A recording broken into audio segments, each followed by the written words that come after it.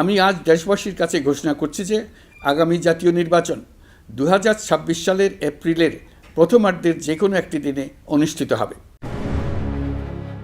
একটি বিশেষ রাজনৈতিক গোষ্ঠীর প্রভাবাধীন হয়ে অন্তর্বর্তী সরকার আগামী বছরের এপ্রিল মাসে জাতীয় সংসদ নির্বাচন অনুষ্ঠানের ঘোষণা দিয়েছে।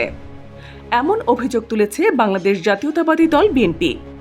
দলটি এপ্রিল পর্যন্ত সময় দিতে রাজি নয়। ডিসেম্বরের মধ্যেই নির্বাচন অনুষ্ঠানের পক্ষে বরাবরের মতো অনড় অবস্থান ব্যক্ত করেছে। শুক্রবার সন্ধ্যায় প্রধান উপদেষ্টা অধ্যাপক মোহাম্মদ ইউনূস জাতির উদ্দেশ্যে ভাষণে নির্বাচন এপ্রিলের প্রথমার্ধে অনুষ্ঠিত হবে বলে জানানোর পর রাতে ভারপ্রাপ্ত চেয়ারম্যান তারেক রহমানের সভাপতিত্বে বিএনপির স্থায়ী কমিটির ভার্চুয়াল বৈঠকে দলীয় অবস্থান ঘোষণা করা হয়। বিএনপির সিনিয়র যুগ্ম মহাসচিব অ্যাডভোকেট রুহুল কবির রিজভী প্রেস বিজ্ঞপ্তিতে এ তথ্য জানান। ভাষণে প্রধান উপদেষ্টা শব্দচয়নে রাজনৈতিক ভব্যতার সীমা অতিক্রম করায় ক্ষোভ প্রকাশ করে বিজ্ঞপ্তিতে বলা হয়, পবিত্র ঈদুল আজহা উপলক্ষে প্রদত্ত তার বক্তব্য প্রসঙ্গ অতিক্রম করে জাতির উদ্দেশ্যে ভাষণে পরিণত হয়েছে। এই দীর্ঘ ভাষণে তিনি বন্দর, করিডোর ইত্যাদি এমন সব বিষয়ে অবতারণা করেছেন যা তারই ভাষায় অন্তর্বর্তীকালীন সরকারের 3টি ম্যান্ডেটের মধ্যে পড়ে না।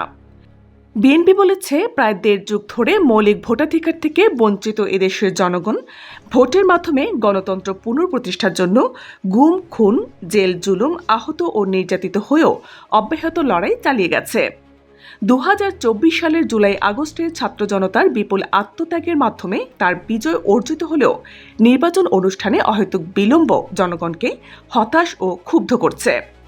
বিজ্ঞপ্তিতে বলা হয়, নির্দলীয় নিরপেক্ষ অন্তর্বর্তীকালীন সরকার একটি ঐক্যমত প্রতিষ্ঠার কথা বললেও একটি বিশেষ রাজনৈতিক গোষ্ঠীর দ্বারা প্রভাবিত হয়ে সিংহভাগ রাজনৈতিক দলের মতামত অগ্রাহ্য করে নিজেদের নিরপেক্ষতাকেই যেভাবে প্রশ্নবিদ্ধ করছে, তাতে অবাধ ও নিরপেক্ষ নির্বাচনের সম্ভাবনা নিয়ে দেশের জনগণ সঙ্গতভাবেই শঙ্কিত হতে পারে।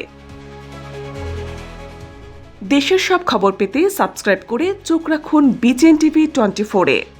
বিজিএন টিভি 24, সংবাদ যেখানে, বিশ্বস্ততা সেখানে।